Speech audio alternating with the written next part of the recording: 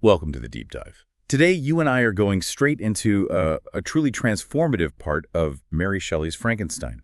Chapter 15, we're going to explore how literature profoundly shaped the creature and witness a pivotal and ultimately, well, heartbreaking attempt at connection. That's right. In this chapter, the creature's understanding of the world just explodes. He moves from simply observing the DeLacy family to grappling with, complex human narratives and confronting the devastating truth of his own origin through Victor Frankenstein's journal.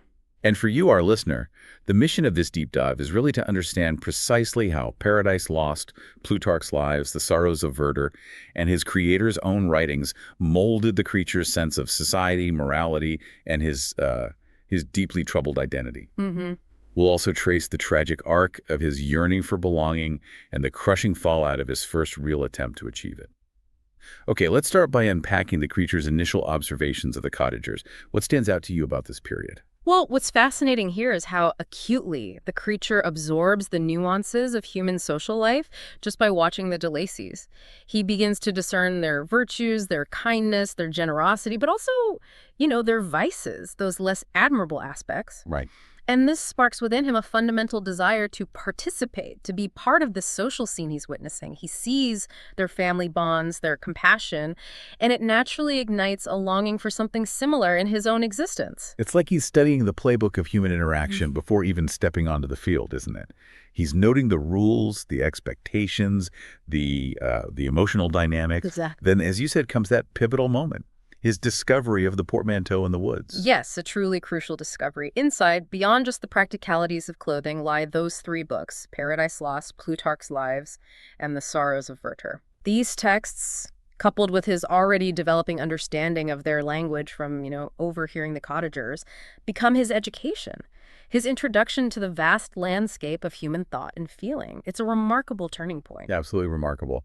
Let's delve into the impact of each, starting with The Sorrows of Werther. This one seems to have struck a particularly deep emotional chord. Oh, definitely. What elements in that novel do you think resonated so powerfully with the creature, given his limited experience of the world? Werther just unleashed a torrent of new emotions within him, throwing him between intense joy and profound sadness. What's so interesting is that the novel explores complex opinions and ideas about society, love, lost subjects utterly foreign to his previous existence. Right. He sees reflections of the gentle domestic life depicted in the book and the interactions of the cottagers, and this fuels his own yearning for connection and belonging. Plus, the novel delves into the intense inner life of its protagonist, his feelings of alienation and misunderstanding. He even identifies with Werther himself, this character consumed by his emotions, contemplating life and death. It must have felt like a strange mirror reflecting his own internal chaos as he grapples with his unique and isolated existence. Precisely. He finds echoes of Werther's sentiments in his own, particularly that feeling of being both connected to and, fundamentally separate from the world around him. This is where those core questions of identity, who am I, what am I, where did I come from, really take hold and become a constant source of torment for him. Okay, now, moving to Plutarch's Lives. This seems to have had a different kind of influence, less about raw emotion and more about inspiring a sense of something greater. What high thoughts do you think these biographies sparked in him? Yeah, while Werther ignited his emotional world, Plutarch introduced him to the realm of heroes and public life. Reading about the founders of ancient republics and the great figures of history broadened his understanding of the world significantly. He began to grasp concepts like kingdoms, countries, rivers, seas, even though his direct experience of human society was still confined to that little cottage.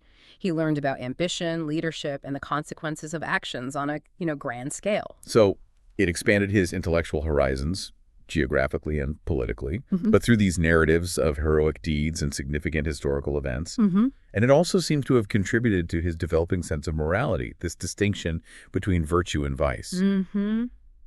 How did Plutarch inform that understanding? Well, initially his understanding of virtue and vice was quite basic, tied to pleasure and pain, right? But through Plutarch, he encounters more nuanced examples. His admiration for peaceable lawgivers like Numa or Solon, as opposed to those primarily associated with war. Yeah. That likely reflects the peaceful life he observes with the cottagers. It makes you wonder, how might his moral framework have evolved if the first historical figures he encountered were, say, conquerors or tyrants instead? It's a sobering thought, how easily those foundational understandings could have been shaped differently. Now, let's consider Paradise Lost. This epic poem seems to have had a truly profound and complex impact on him. What stood out to you about his reaction to Milton's work? Paradise Lost he reads as a genuine history, interestingly enough, and it fills him with this sense of awe and wonder at the idea of a powerful creator and the whole drama of rebellion. Right. He immediately draws parallels between his own situation and Adam's solitude, that feeling of being a singular creation without a true connection to others of his kind. But that parallel quickly breaks down for him, doesn't it? Yeah. Adam was, in his understanding, created perfect and cherished by his creator. The creature's experience was, well, the stark opposite. Exactly. How does this contrast affect his interpretation of the poem? Precisely. And this is where his identification with Satan becomes so significant and, frankly, so tragic. He sees Satan's envy and resentment, particularly when observing the happiness of others in the poem, The Bliss of Adam and Eve. And it mirrors his own growing feelings as he watches the de Lacys. He begins to see himself not as the innocent Adam, but as the rejected, envious outsider, much like Satan. Wow. Furthermore, the themes of creation, abandonment, and the struggle against a perceived unjust authority in Paradise Lost must have resonated so deeply with his own feelings toward Victor. That's a heavy and disturbing realization for him to have. To see himself not as the first of his kind in a positive light, but as a figure of rebellion and resentment. And then compounding all of this, he uncovers Frankenstein's journal. Ah, yes. What was the significance of this discovery coming after his immersion in these literary works? This is the moment where the external narratives he's been absorbing collide, just violently collide, with the brutal reality of his own creation.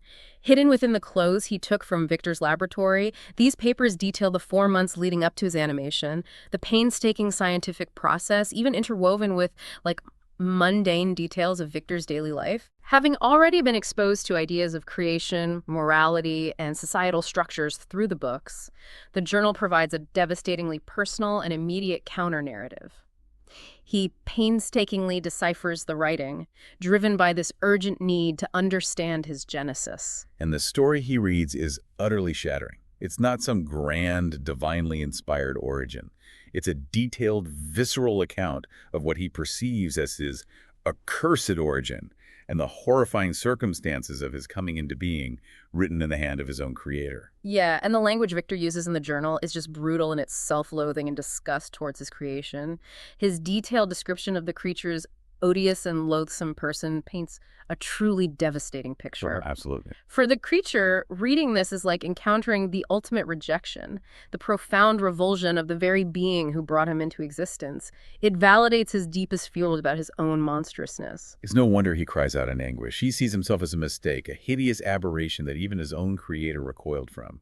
He feels even more isolated than Satan, who at least had a fallen host, Exactly. He is utterly alone in his monstrousness. This realization throws him into profound despair. Yet, paradoxically, his continued observation of the cottager's virtues offers this fragile glimmer of hope. He desperately wants to believe that if they could see his admiration for their kindness, they might be able to look beyond his physical form and show him compassion. He clings to the idea that his inner feelings might somehow outweigh his outward appearance in their judgment. It's a testament to his innate desire for connection, that even after such a horrific discovery, he still holds on to that hope. He even delays approaching them, wanting to further refine his understanding of their ways to become more, presentable in a sense. Right, to give himself the best chance. Then the arrival of Safi alters the dynamics of the cottage. How did her presence impact the creature's learning and his hopes? Safi's arrival brings a renewed sense of joy and prosperity to the de Lacys, and the creature observes this and, in a way, vicariously experiences their happiness. He also learns alongside Safi as she is instructed in their language, further enhancing his own understanding. Okay. However, her beauty and the obvious affection she receives also sharpen his awareness of his own outcast status. His intellectual understanding is growing, but the gulf between him and the humans he observes seems to widen simultaneously. It's quite tragic. That hope he's been nurturing seems so incredibly fragile. Then he catches sight of his own reflection, a stark reminder of the reality he can't escape.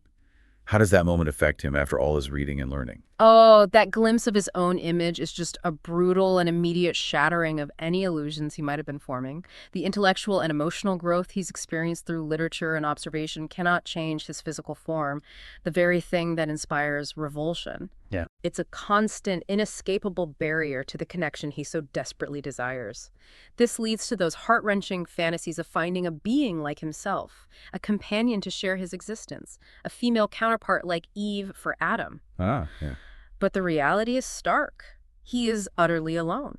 In his bitterness and despair, his anger towards his creator reignites, and he curses Victor for the torment of his existence. As the seasons change, we see a poignant mirroring of his internal state in the natural world.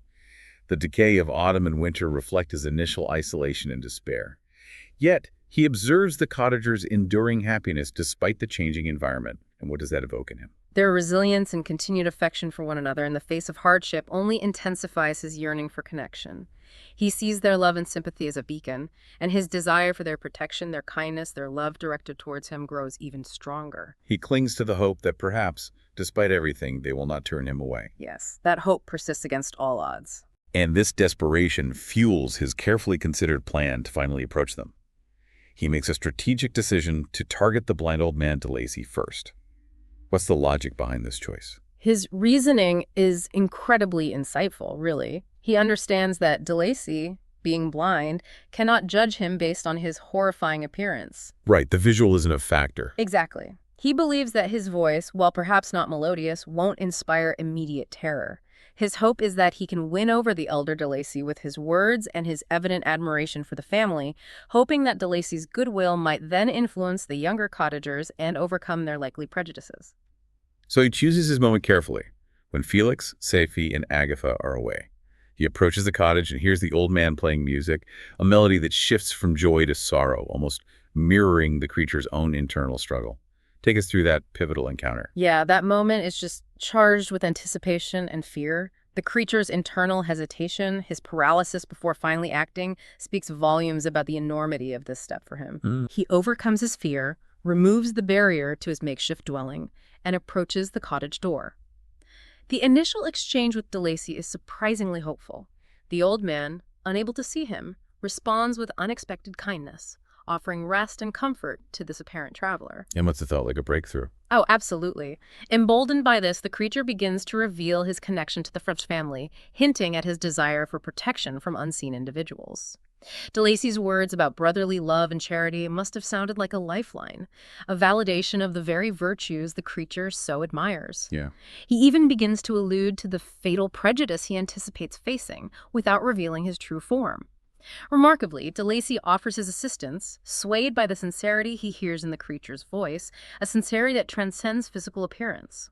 This moment offers a genuine glimpse of hope, a belief that perhaps understanding and compassion are possible. It truly seems like a moment of potential salvation for the creature. But then, everything falls apart with the sudden return of the younger cottagers. Describe that devastating turn of events. It's just brutal. The atmosphere shifts instantly, violently. The hopeful exchange is shattered by the arrival of Felix, Safie, and Agatha. Their reactions are primal and utterly devastating for the creature. Agatha faints at the sight of him. Safie flees in terror. And Felix, in a surge of protective fury towards his father, physically attacks the creature, tearing him away from de Lacy. The creature, despite possessing immense physical strength, doesn't retaliate. The emotional blow of this utter rejection is far more potent than any physical threat. He just takes it. He escapes into the night, his nascent hope completely and irrevocably crushed. This single brutal encounter solidifies his understanding of himself as a monster in the eyes of humanity, regardless of his inner feelings or his attempts at connection. It's a truly tragic turning point. This encounter confirms his deepest fears and sets him on a path of despair and ultimately, well, revenge. So as we conclude this deep dive into Chapter 15, the key takeaways for you, our listener, really underscore the immense power of literature to shape understanding and identity. The profound agony of self-awareness when that self is perceived as monstrous. The fundamental human yearning for connection and the devastating consequences of prejudice and fear. And hopefully this exploration has highlighted for you the enduring relevance of these themes. The creature's journey in this chapter, shaped by the narratives he encounters and the brutal reality of his reception, compels us to confront our own biases and consider the profound impact of our reactions to those who are different. Finally, let's leave you with this thought. How might the creature's story have unfolded if his first encounter with humanity had been one of acceptance or even simple neutrality? What if the narratives that first shaped his understanding had presented a more compassionate and inclusive view of the world. Yeah, it's a powerful question. It forces us to consider the responsibility we all bear in shaping the understanding and experiences of those who might be perceived as other. It's a challenging but crucial reflection. Thanks for taking this deep dive with us.